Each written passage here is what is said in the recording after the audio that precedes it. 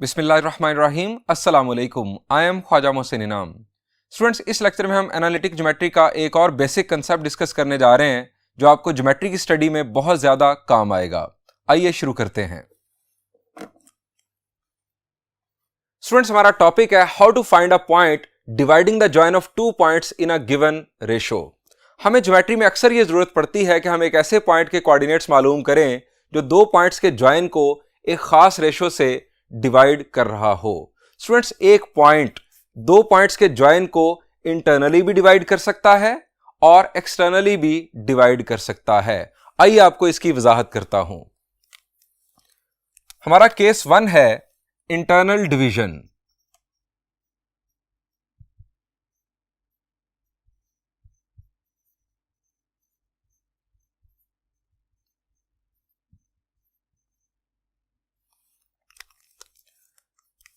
फर्ज करें हमारे पास है दो पॉइंट्स, पॉइंट ए और पॉइंट बी। ये पॉइंट ए, इसके कोऑर्डिनेट्स हैं x1 y1 और पॉइंट बी है यहां पर फर्ज करें और इसके कोऑर्डिनेट्स हैं x2 y2। इन दोनों पॉइंट्स को ज्वाइन कर देते हैं।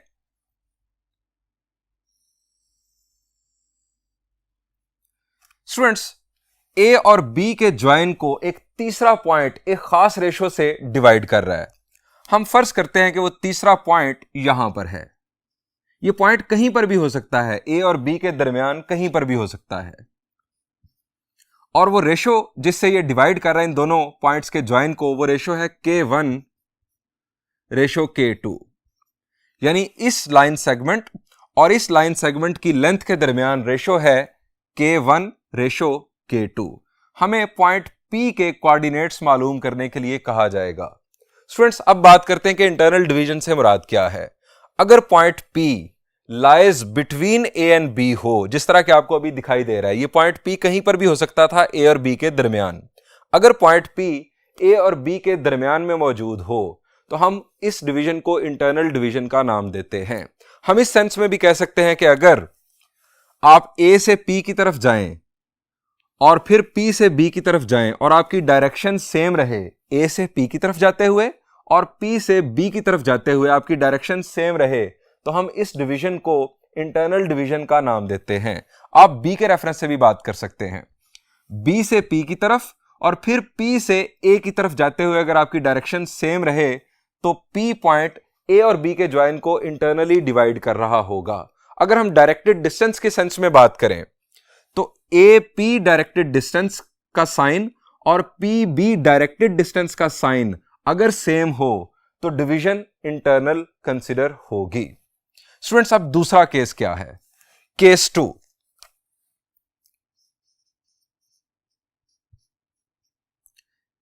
External division.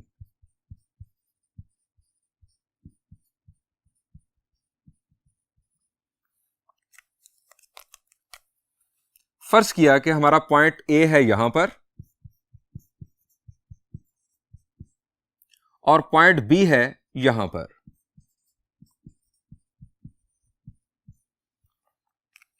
A और B को ज्वाइन कर देते हैं।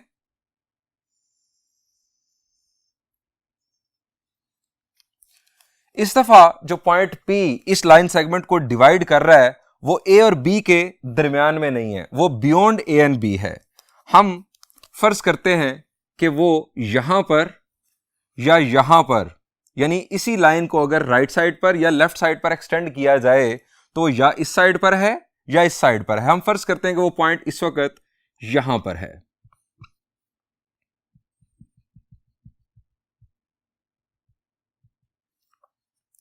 If P point lies beyond A and B, then we say P is dividing line segment A and B externally.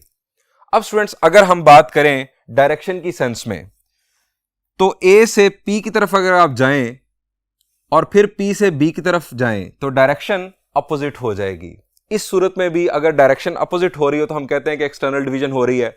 अगर हम डायरेक्टेड डिस्टेंस की सेंस में बात करें तो AP डायरेक्टेड डिस्टेंस का साइन और PB डायरेक्टेड डिस्टेंस का साइन अपोजिट होगा। अगर डायरेक्टेड डिस्टेंसेस के साइन अपोजिट हों तो इस सूरत में भी हम कहते हैं कि जो P पॉइंट है वो AB लाइन सेगमेंट को एक्सटर्नली डिवाइड कर रहा है। स्टूडेंट्स, आपको एक छोटी सी एग्जांपल के जरिए भी इंटरनल और एक्सटर्नल डिवीजन का फर्क समझा देता हूं। स्टूडेंट्स, फर्ज करें कि आप एक प्लान करते हैं, एक अपना ट्रिप प्लान करते हैं और आप लाहौर से इस्लामाबाद जाना चाहते हैं। आप सोचते हैं कि हम इस्लामाबाद घूमे फिरेंगे। आप रवाना हुए घर से, लाहौर से आप रवाना हुए। मोटरवे पर जाते हुए आपको ख्याल आया कि क्यों ना हम रास्ते में कलर कहार रुक जाएं। अब लाहौर से आप इस्लामाबाद जा रहे हैं। बुनियादी तौर पर आपका पॉइंट ए है लाहौर और पॉइंट बी है इस्लामाबाद। आपने प्लान किया कि आप रास्ते में थोड़ी देर के लिए कलर कहार रुक जाते हैं, मौसम अच्छा है, वहां रुक लेते हैं। अब स्टूडेंट्स, ये जो कलर कहार है, ये जो पॉइंट है, ये आपके लाहौर से इस्लामाबाद के जर्नी को इंटरनली डिवाइड कर रहा है। आपका बेसिक प्लान लाहौर से इस्लामाबाद है। Kallar Kahar is dividing your journey from Lahore to Islamabad internally. लेकिन एक दूसरा प्लान भी हो सकता था। आपका प्लान है लाहौर से कलर कहार जाने का। आपने सोचा कि कलर कहार जाना है और वहां से आपने घूम फिर के वापस आ जाना है। आप सुबह सुबह निकल गए। आपको रास्ते में ख्याल आया कि यार मौसम अच्छा है, क्यों ना हम इस्लामाबाद भी घूम आए। लेकिन आपने सोचा कुछ इस तरह से कि आपने सोचा कि आप पहले इस्लामाबाद चले जाएं और शाम के जो 2-3 घंटे ना वो वापस आकर हम कलर कहार में गुजारेंगे। तो अब आपका जो बेसिक प्लान था वो था लाहौर से कलर कहार। इस्लामाबाद जो है वो beyond Lahore to Kallar Kahar journey से आता है, यानी वो उससे आगे है। अब आपका जो ये इस्लामाबाद है वो डिवाइड कर रहा है आपके journey from Lahore to Kallar Kahar को एक्सटर्नली। स्टूडेंट्स, ये आप एग्जाम्पल के जरिए आपको ये बात आसानी से याद रही होगी। अब स्टूडेंट्स, हमें केस 1 की तरफ आना है। हम केस 1 में पॉइंट पी के कोऑर्डिनेट्स कैसे मालूम करेंगे, ये हम फार्मूला ड्राइव करेंगे। स्टूडेंट्स, इस फार्मूला को हम कहते हैं रेशो फार्मूला या सेक्शन फार्मूला। पहले हम केस 1 के लिए फार्मूला डिफाइन करेंगे, ड्राइव करेंगे इनफैक्ट, और फिर हम केस 2 के लिए फार्मूला ड्राइव करेंगे। तो बढ़ते हैं केस 1 की जानिब।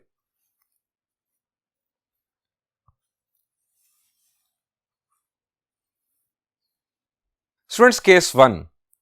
If point is dividing the join of two points internally, that is to say, point lies between two points. हम लेट कर रहे हैं दो पॉइंट्स, पॉइंट A और point B. Point P lies between A and B है। Point P कहीं पर भी हो सकता है A और B के दरमियान। हम फर्ज करते हैं कि पॉइंट P है यहां पर। हमें इस पॉइंट के कोऑर्डिनेट्स मालूम करने हैं। पॉइंट के कोऑर्डिनेट्स हैं x, y।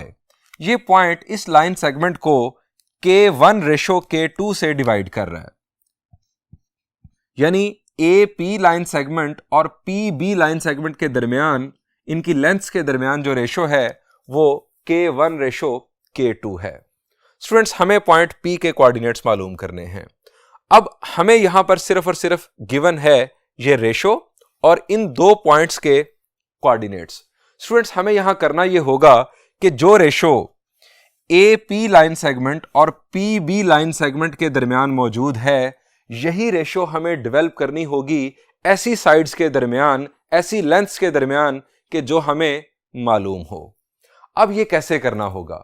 स्टूडेंट्स, हमें यहां पर सिमिलर ट्रायंगल्स का कंसेप्ट यूज करना है। सिमिलर ट्रायंगल्स ऐसी ट्रायंगल्स जो सिमिलर हो, जैसा कि नाम से जाहिर है। उनमें खास बात मैथमेटिकली ये होती है कि उनकी कोरस्पॉन्डिंग साइड्स के दरमियान रेशो सेम रहती है। ये AP और PB दो सिमिलर ट्रायंगल्स की कोरस्पॉन्डिंग साइड्स होंगी। हमें वो सिमिलर ट्रायंगल्स यहां पर ड्रॉ करनी है। अब वो सिमिलर ट्रायंगल्स ड्रॉ करने का तरीकेकार ये होगा कि आप एक पॉइंट चूज करें जो B से वर्टिकली डाउनवर्ड हो और P से हॉरिजॉन्टली राइटवर्ड हो, तो एक ट्रायंगल यहां पर बन जाएगी। अब ये वर्टिकली डाउनवर्ड और हॉरिजॉन्टली राइटवर्ड का फायदा क्या होगा? जो पॉइंट हम यहां पर चूज करेंगे उसके x और y कोऑर्डिनेट्स हमें पॉइंट B और पॉइंट P के x और y कोऑर्डिनेट्स की मदद से मिल जाएंगे। किस तरह से, जरा देखिएगा। मैं पॉइंट चूज कर रहा हूं B से वर्टिकली डाउनवर्ड और P से हॉरिजॉन्टली राइटवर्ड। ये मैं हॉरिजॉन्टली राइटवर्ड आया और वर्टिकली मैं डाउनवर्ड आ गया। स्टूडेंट्स, ये एक पॉइंट मैंने चूज किया, दैट इज पॉइंट C। अब मेरा सवाल आपसे यह है कि अगर ये पॉइंट हॉरिजॉन्टली सेम लेवल पर है जिस तरह से पॉइंट P है, हॉरिजॉन्टली राइटवर्ड है, तो इस पॉइंट का y कोऑर्डिनेट क्या होगा? मेरा सवाल दोबारा सुन लें। ये पॉइंट हॉरिजॉन्टली राइटवर्ड है, इस पॉइंट का y कोऑर्डिनेट क्या होगा? जी, अगर दो पॉइंट्स हॉरिजॉन्टली एक ही लेवल पर हों उनको, तो उनके y कोऑर्डिनेट्स सेम होते हैं, हमेशा याद रखें। ये हमने लास्ट लेक्चर में भी बात डिस्कस की। सो इसका जो y कोऑर्डिनेट है वो होगा y। जो पॉइंट P का y कोऑर्डिनेट वही पॉइंट C का y कोऑर्डिनेट, चूंकि ये दोनों पॉइंट्स एक ही लेवल पर हैं हॉरिजॉन्टली। अब ये दो पॉइंट्स एक वर्टिकल लाइन पर आ रहे हैं। जो दो पॉइंट्स एक ही वर्टिकल लाइन पर आ रहे हों उनके x कोऑर्डिनेट्स सेम होते हैं। x कोऑर्डिनेट उस वक्त चेंज होता है जब आप राइटवर्ड या लेफ्टवर्ड मूव करें। सो जो पॉइंट B का x कोऑर्डिनेट है वही पॉइंट C का x कोऑर्डिनेट होगा। यहां पर आ गया x2। अब स्टूडेंट्स ये एक बन गई हमारे पास ट्रायंगल, और आप देख सकते हैं कि चूंकि ये हॉरिजॉन्टल मैंने एक्सटेंशन की और ये वर्टिकल एक्सटेंशन की, तो ये एक राइट ट्रायंगल है। अब इसी तरह एक और पॉइंट हम चूज करेंगे, that will be vertically downward to P and horizontally rightward to A। इसी तरह से मैं फिर कंस्ट्रक्शन करता हूं।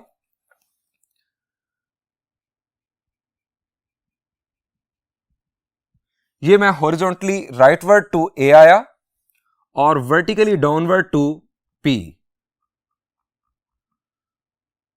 यहां पर एक और point, that is point D,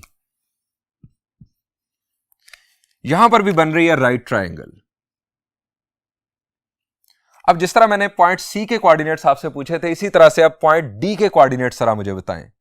point D का x कोऑर्डिनेट क्या होगा? शाबाश, वर्टिकली डाउनवर्ड है ये पॉइंट P के। सो जो पॉइंट P का x कोऑर्डिनेट वही पॉइंट D का x कोऑर्डिनेट। सो हम यहां पर लिख देते हैं इसका x कोऑर्डिनेट x। इसका y कोऑर्डिनेट वही होगा जो पॉइंट A का y कोऑर्डिनेट है, चूंकि ये दोनों पॉइंट्स हॉरिजॉन्टली एक ही लेवल पर हैं, y1।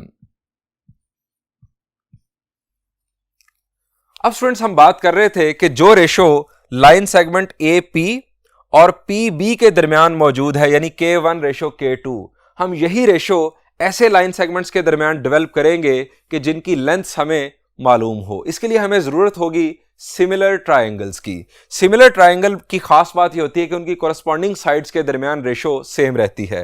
अब एक ट्रायंगल है हमारे पास ADP, ये एक राइट ट्रायंगल, और दूसरी राइट ट्रायंगल है PCB। पहले हमें यह देखना होगा कि क्या ये दोनों राइट ट्रायंगल्स सिमिलर ट्रायंगल्स हैं या नहीं। इनके राइट होने से हरगिज यह मतलब नहीं है कि ये सिमिलर हैं। हमें बाकी दोनों एंगल्स भी देखने होंगे कि क्या वो भी एंगल्स इक्वल हैं। उसी सूरत में हम कह सकेंगे कि ये दोनों ट्रायंगल्स एक दूसरे के सिमिलर हैं। जब ये ट्रायंगल सिमिलर हो जाएंगी तो जो रेशो AP और PB के दरमियान है वही रेशो हम दूसरी साइड्स के दरमियान शिफ्ट कर सकेंगे। अब स्टूडेंट्स एंगल्स की बात करते हैं। राइट एंगल अगर आप देखें तो दोनों में मौजूद है, एक एंगल तो हो गया सेम। अब एंगल DAP, एंगल DAP मैं यहां पर आपको ड्रॉ करके दिखाता हूं। ये एंगल DAP और एंगल CPB क्या इक्वल होंगे? शाबाश, ये दो पैरेलल लाइंस हैं, ये दो पैरेलल लाइंस हैं। इन दो पैरेलल लाइंस को ये ट्रांसवर्सल इंटरसेक्ट कर रही है। सो ये दोनों एंगल्स इक्वल होंगे। लेकिन रीजन क्या?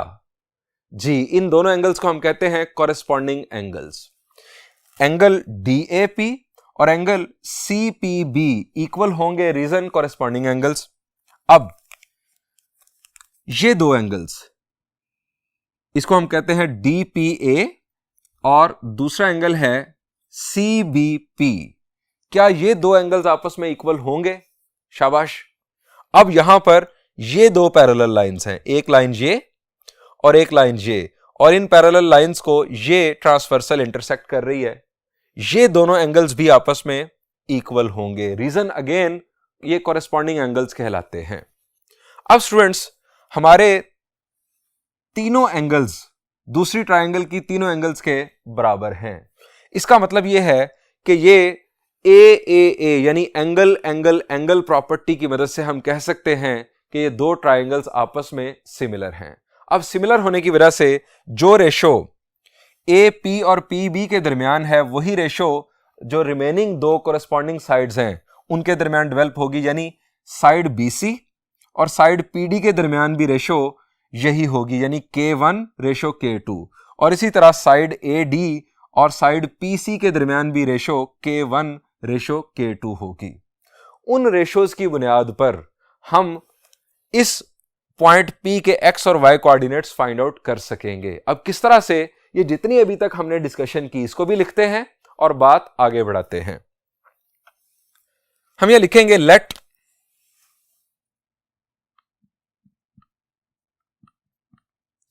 A x1 y1 and B x2 y2 be 2 points.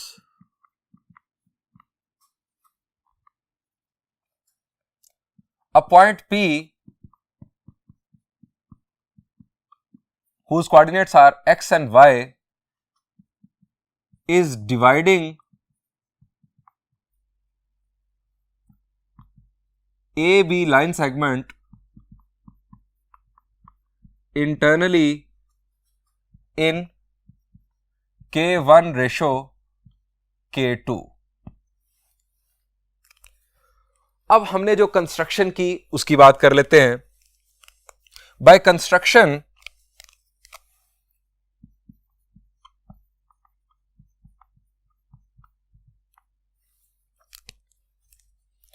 we have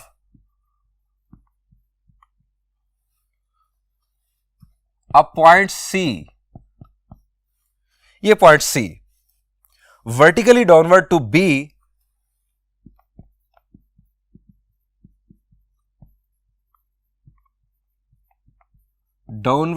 B and horizontally rightward to P। So point C के कोऑर्डिनेट्स हो गए x2 y।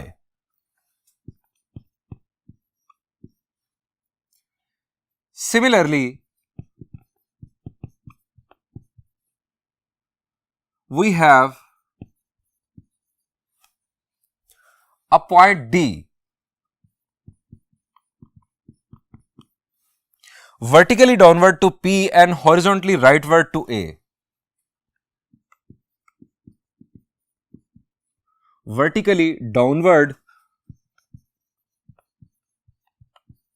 to P and horizontally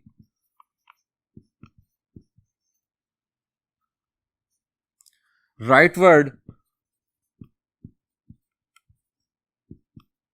to A।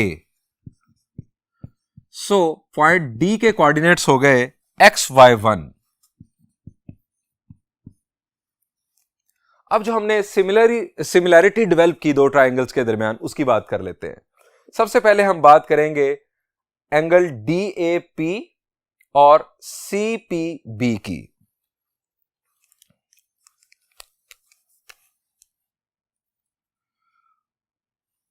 We have two triangles ADP, triangle ADP and triangle ADP और दूसरी है PCB, triangle PCB। Here अब मैं reasoning करने लगा हूं। Angle DAP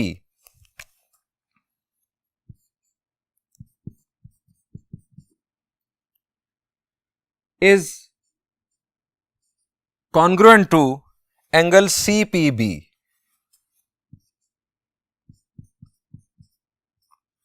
angle DAP is congruent to angle CPB। ये हम पहले बात कर चुके हैं, ये किस तरह से इक्वल हैं, रीजन कॉरेस्पॉन्डिंग एंगल्स।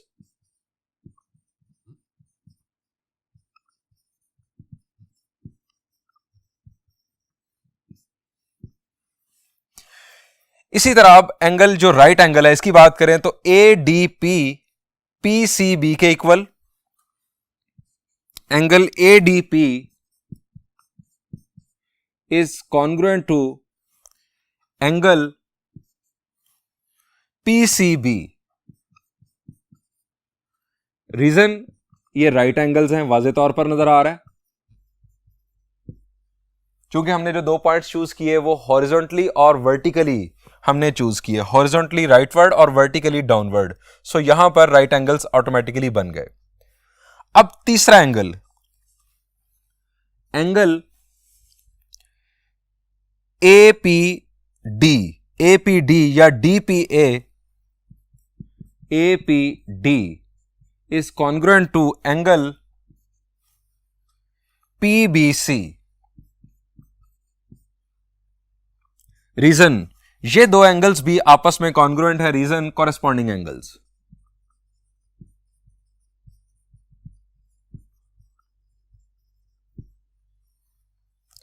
स्टूडेंट्स, अगर दो ट्राइंगल्स के जो तीनों एंगल्स हैं वो कॉन्ग्रुएंट हो जाएं दूसरी ट्राइंगल के, तो हम ऐसी दो ट्राइंगल्स को सिमिलर ट्राइंगल्स कहते हैं। हेंस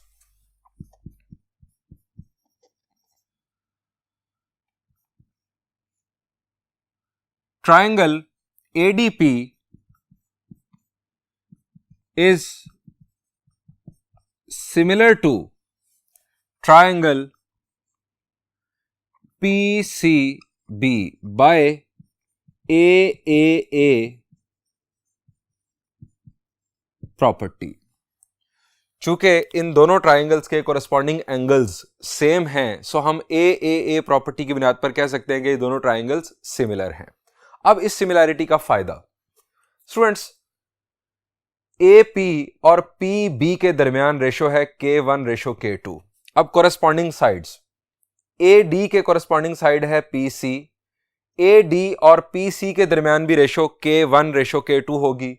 इसी तरह DP और CB कोरेस्पॉन्डिंग साइड्स हैं, इनके दरमियान भी रेशो K1:K2 होगी। अब इसका फर्दर फायदा क्या होगा? स्टूडेंट्स, AC लेंथ हम मालूम कर सकते हैं और इसी तरह से PC लेंथ हम मालूम कर सकते हैं। इसी तरह DP और CB लेंथ्स भी मालूम की जा सकती हैं in terms of X1, Y1, X2, Y2 और XY। इन टर्म्स के लिहाज से हम इन्हें फाइंड आउट कर सकते हैं। सो हम ये रेशो अब लिखते हैं। स्टूडेंट्स, अगर दो ट्राइंगल सिमिलर साबित हो जाएं तो हम कह सकते हैं कि उनकी कोरेस्पॉन्डिंग साइड्स के दरमियान रेशोज सेम होंगी। हम लिखेंगे सो AP रेशो PB, AP और PB कोरेस्पॉन्डिंग साइड्स हैं, इसके बाद AD और PC कोरेस्पॉन्डिंग साइड्स हैं और इसके बाद DP और CB कोरेस्पॉन्डिंग साइड्स हैं। कोरेस्पॉन्डिंग साइड्स के दरमियान रेशो सेम होगी। AP और PB के दरमियान रेशो हमें मालूम है कि यह है K1:K2। यही रेशो AD और PC के दरमियान होगी और यही रेशो DP और CB के दरमियान मौजूद होगी। स्टूडेंट्स, अब यहां पर हम दो केसेस बना लेते हैं। पहला केस है K1:K2 is equal to AD over PC। अब स्टूडेंट्स, AD डिस्टेंस और PC डिस्टेंस हमें मालूम करना है। आइए डायग्राम में आपको इस डिस्टेंस के बारे में बताता हूं। स्टूडेंट्स, AD डिस्टेंस हमें मालूम करना है। A और D हॉरिजॉन्टली एक ही लाइन पर हैं। अब दो पॉइंट्स अगर हॉरिजॉन्टली एक ही लेवल पर हों तो हमने डिस्टेंस फार्मूला के केस 1 में डिस्कस किया था कि इन दोनों के दरमियान डिस्टेंस कैसे मालूम करते हैं। अगर दो पॉइंट्स एक हॉरिजॉन्टल लाइन पर हों तो क्या होगा, उनके ऑर्डिनेट्स सेम होंगे। आप उनके एब्सिसास का डिफरेंस ले लें। एब्सिसास के डिफरेंस की एब्सोल्यूट वैल्यू उन दो पॉइंट्स के दरमियान डिस्टेंस होगी। यानी यहां पर x minus x1 absolute value in दो पॉइंट्स के दरमियान डिस्टेंस होगा, या आप x1 माइनस xb कह सकते हैं। और इसके मुकाबले में हमारे पास है पीसी। पीसी भी हॉरिजॉन्टली एक ही लाइन पर हैं, तो यहां पर x माइनस x2 की एब्सोल्यूट वैल्यू या x2 माइनस x की एब्सोल्यूट वैल्यू। अब यहां पर मैं एब्सोल्यूट का जो साइन है वो यूज नहीं करूंगा। मैं यहां पर अपनी वैल्यूज को पॉजिटिव बनाने के लिए क्या करूंगा कि मैं जो बिगर एब्सिसा है उसमें से स्मॉलर एब्सिसा को माइनस करूंगा। ये राइट साइड पर है पॉइंट, सो मैं x माइनस x1 करूंगा तो मेरे पास आंसर पॉजिटिव आएगा, क्योंकि ये x कोऑर्डिनेट बिगर होगा इस x कोऑर्डिनेट से।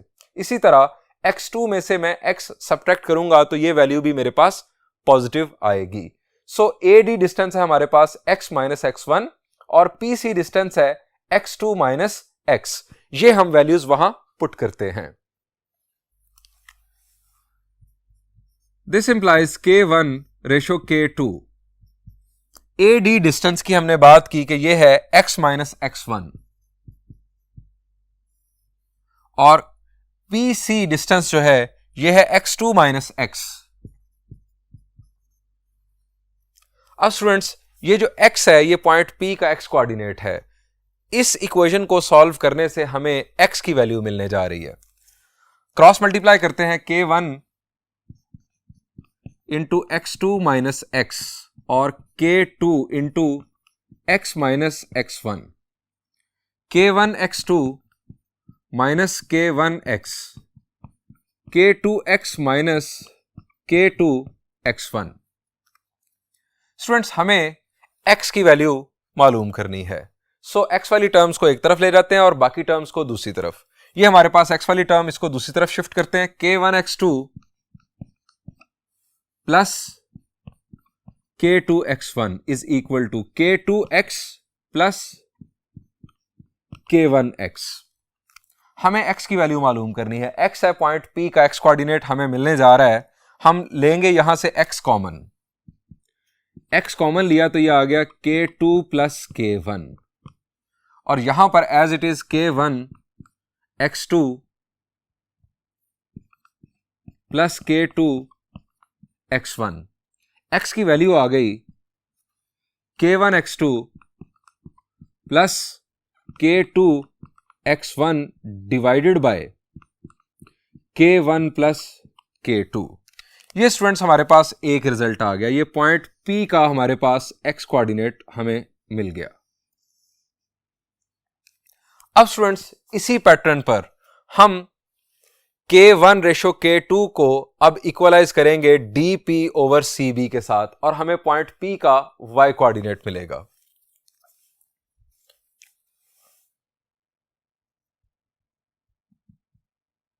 Similarly K1 K2 is equal to DP over CB। अब स्टूडेंट्स ये DP डिस्टेंस और CB डिस्टेंस कैसे हमें मिलेगा, आइए अगेन आपको डायग्राम में बताता हूं। स्टूडेंट्स हमें DP और CB डिस्टेंस चाहिए।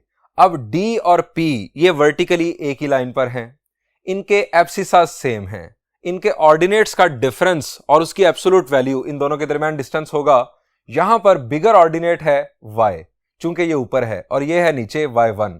y माइनस y1 डिस्टेंस होगा D से P तक का, यानी इस लाइन सेगमेंट की लेंथ। और इसी तरह CB डिस्टेंस जो होगा वो होगा y2 माइनस y। सो याद रखिएगा DP डिस्टेंस है y माइनस y1 और CB डिस्टेंस है y2 माइनस y। ये दोनों वैल्यूज हम पुट करते हैं अपनी इक्वेशन में।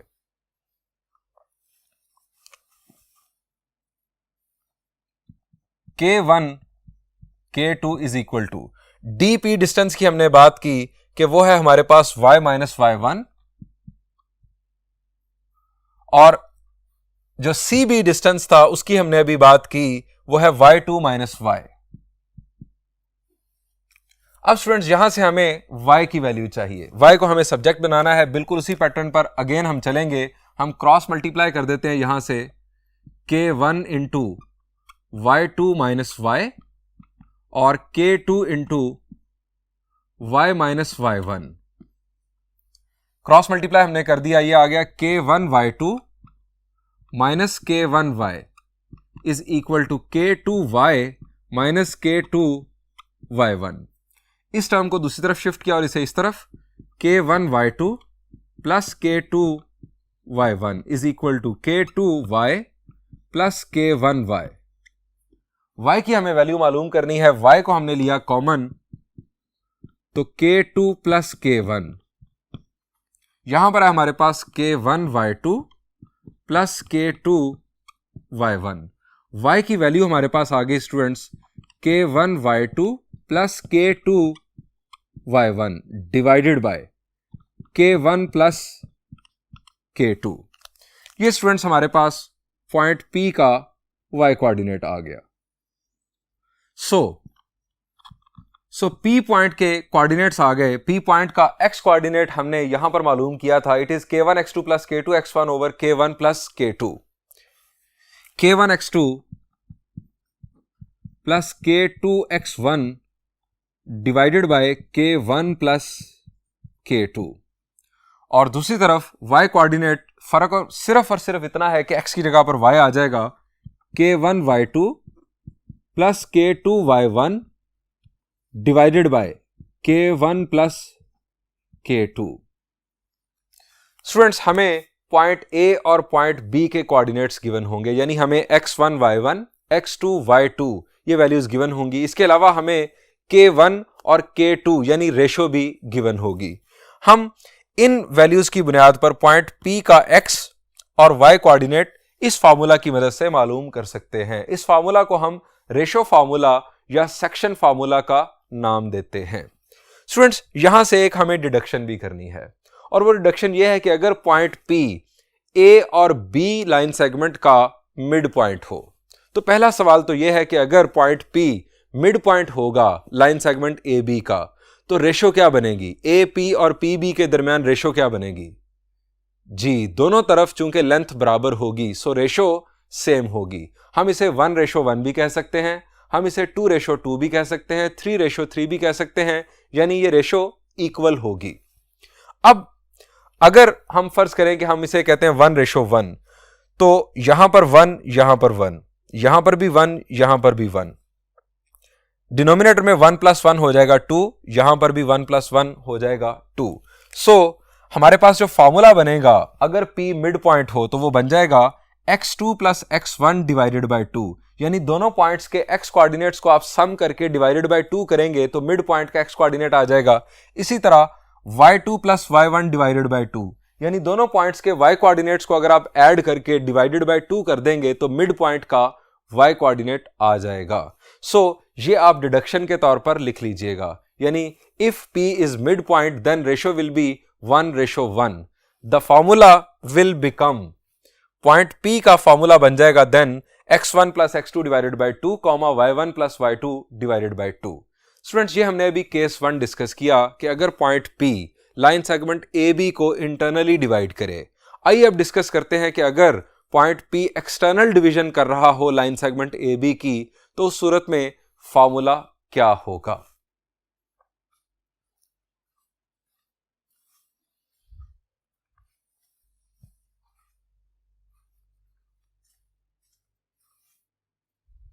Students, this is case 2.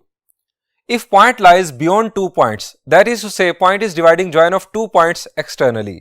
Students, अगर ये 2 पॉइंट्स हमारे पास नोन हो तो पॉइंट P एक्सटर्नल डिवीजन कर सकता है इस लाइन सेगमेंट की, या तो हम इस साइड पर लाइन को एक्सटेंड कर दें, उस पर पॉइंट P हो सकता है कहीं पर भी, या हम इस साइड पर लाइन को एक्सटेंड कर दें, उस पर भी पॉइंट P कहीं पर भी हो सकता है। मैंने एक्सटेंशन इस साइड पर परफॉर्म कर दी। हम फर्ज करते हैं कि पॉइंट P है यहां पर,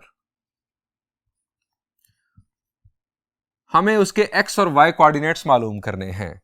अभी भी वही सिचुएशन है कि AP जो लाइन सेगमेंट है इसकी लेंथ और PB लेंथ के दरमियान रेशो K1:K2 है, यानी A से P और फिर P से B, इन दोनों लाइन सेगमेंट्स की लेंथ्स के दरमियान रेशो K1:K2 ही है। ये वही सिचुएशन है जो पहले थी। अब स्टूडेंट्स वही काम हमें अगेन करना है। हमें AP और PB को 2 सिमिलर ट्राइंगल्स की कोरेस्पॉन्डिंग साइड्स बनाना है। AP और PB को 2 सिमिलर ट्राइंगल्स की कोरेस्पॉन्डिंग साइड्स बनाना है। अब ए पी को अगर हमने एक ट्राइंगल की साइड बनाना है तो हमारी ट्राइंगल, जिस तरह हमने पहले भी राइट ट्राइंगल बनाई थी, हम इस दफा भी राइट ट्राइंगल बनाएंगे। हम पी से वर्टिकली डाउनवर्ड आएंगे कुछ इस तरह से,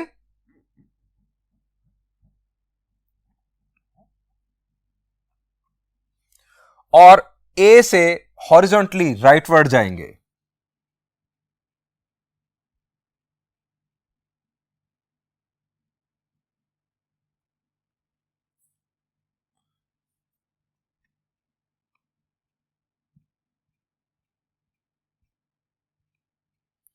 ये स्टूडेंट्स हम फर्ज करते हैं कि पॉइंट है पॉइंट सी, और इसी तरह से हम बी से हॉरिजॉन्टली राइटवर्ड आ जाएंगे।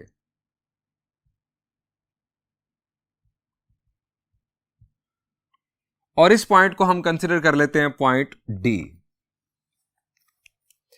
अब स्टूडेंट्स हमें पॉइंट सी और पॉइंट डी के कोऑर्डिनेट्स चाहिए। पॉइंट सी और पॉइंट डी के कोऑर्डिनेट्स पहले मालूम कर लेते हैं। पॉइंट डी का एक्स कोऑर्डिनेट क्या होगा? शाबाश जी, ये तीन पॉइंट्स पी, डी और सी वर्टिकली एक ही लाइन पर हैं, सो इन तीनों के एक्स कोऑर्डिनेट सेम होंगे। पॉइंट डी का एक्स कोऑर्डिनेट एक्स ही होगा और पॉइंट सी का एक्स कोऑर्डिनेट भी एक्स ही होगा। अब पॉइंट डी का हमें वाई कोऑर्डिनेट चाहिए। पॉइंट डी और पॉइंट बी हॉरिजॉन्टली एक ही लेवल पर हैं, सो जो पॉइंट बी का वाई कोऑर्डिनेट वही पॉइंट डी का Y coordinate.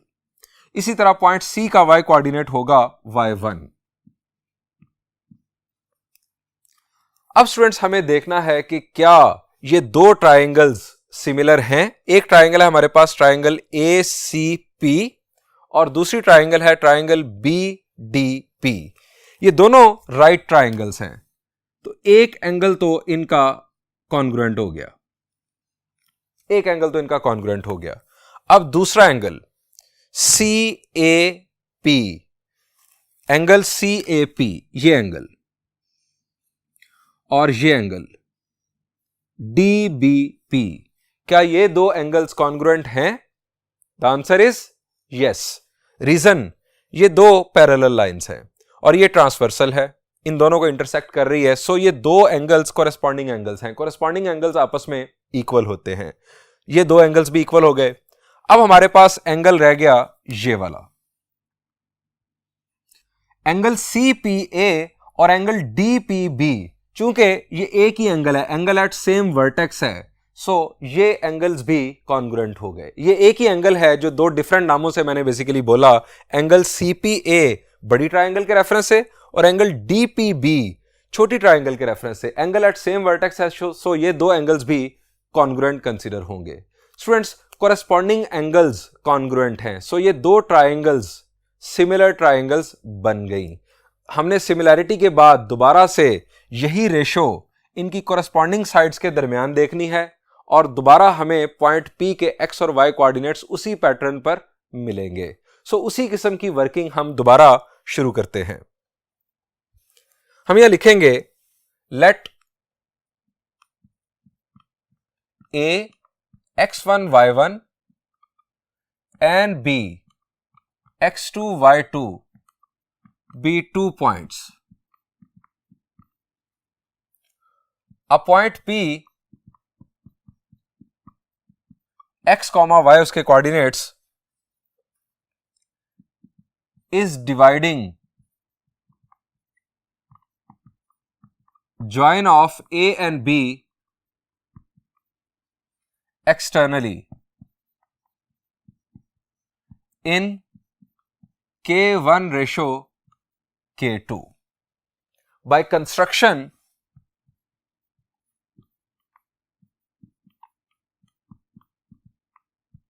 we have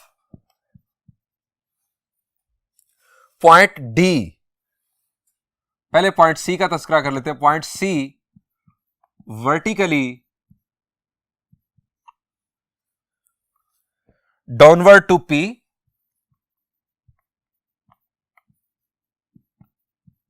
and horizontally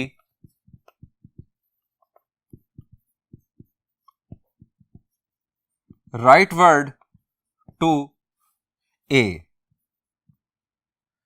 so point C के कोऑर्डिनेट्स हो जाएंगे x,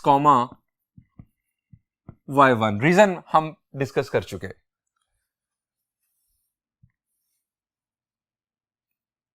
point D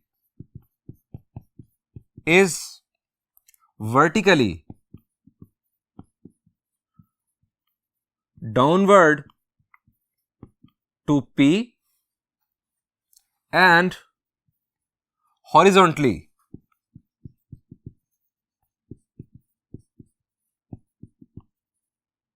rightward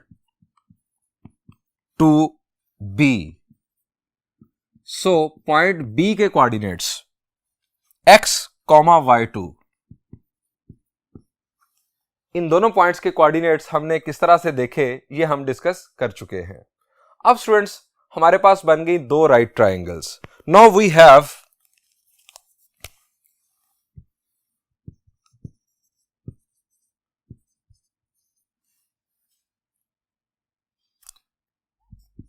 triangle ACP and triangle BDP। ये दो ट्राइंगल्स। अब हम देखते हैं कि क्या ये सिमिलर हैं। हमारे पास पहला angle CAP, angle CAP is congruent to angle DBP। Reason corresponding angles. उसके बाद एंगल ACP और एंगल BDP, ये दो एंगल्स ये राइट एंगल्स हैं। Angle ACP is congruent to angle BDP,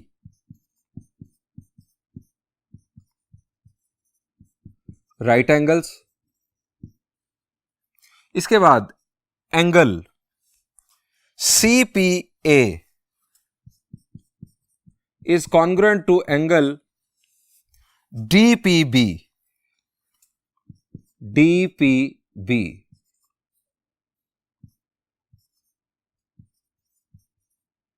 angles at same vertex।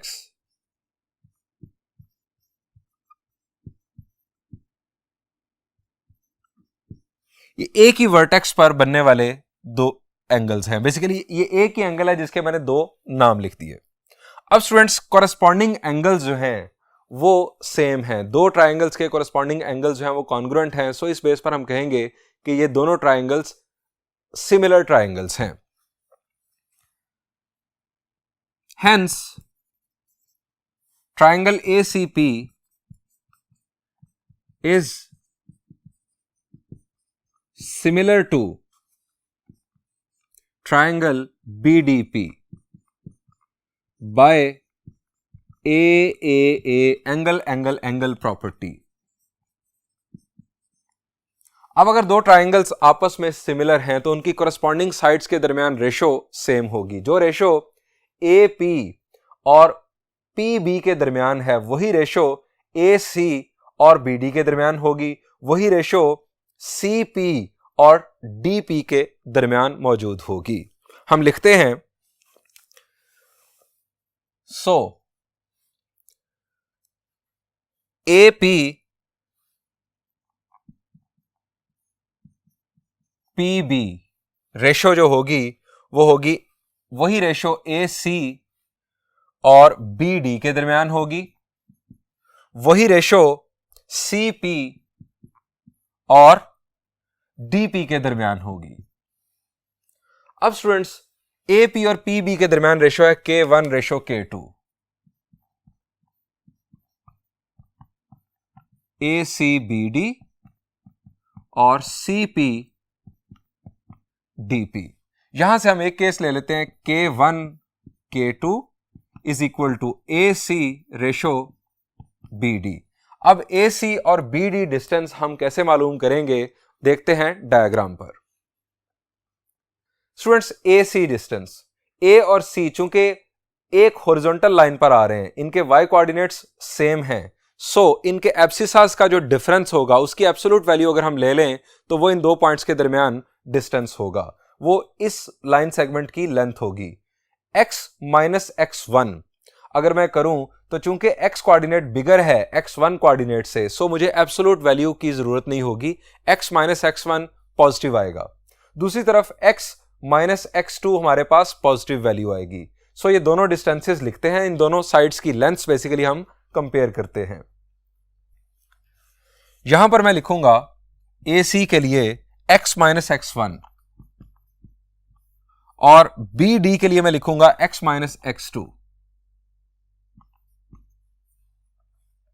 ये बेसिकली मैंने इन दोनों साइड्स की लेंथ्स लिख दी। अब हम इन दोनों को कंपेयर कर रहे हैं, K1 K2 is equal to x minus x1 x minus x2। Cross multiply किया तो K1 into x minus x2 is equal to K2 into x minus x1।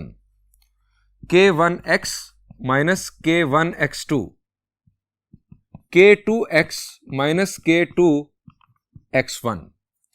अब हमें x की वैल्यू मालूम करनी है, हम इसको दूसरी तरफ शिफ्ट कर देते हैं, हमारे पास आ जाएगा K2x1 minus K1x2 is equal to K2x minus K1x। हमें x की वैल्यू मालूम करनी है, सो x हम निकालेंगे कॉमन। x कॉमन निकालने से ब्रैकेट में मिलेगा K2 माइनस K1 जो डिवाइड करेगा दूसरी साइड को। सो x की वैल्यू हमारे पास आ जाएगी K2x1 minus K1x2 divided by K2 minus K1। ये स्टूडेंट्स हमारे पास पॉइंट P का x कोऑर्डिनेट आ गया। अब हम APPB को इक्वलाइज करेंगे CP और DP के साथ और उससे हमें पॉइंट P का y कोऑर्डिनेट मिलेगा। सिमिलरली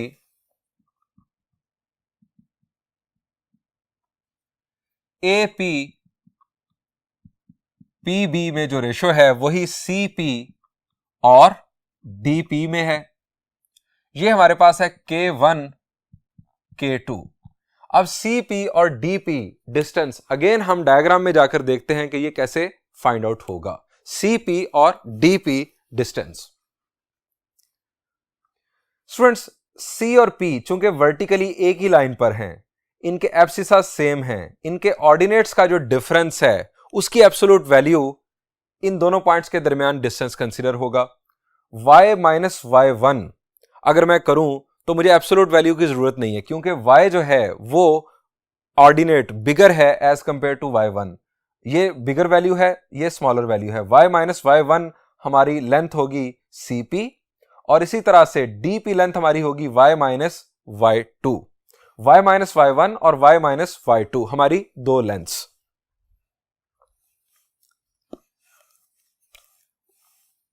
y माइनस y1 और y minus y2 cross multiply किया K1 y माइनस y2 और K2 y माइनस y1।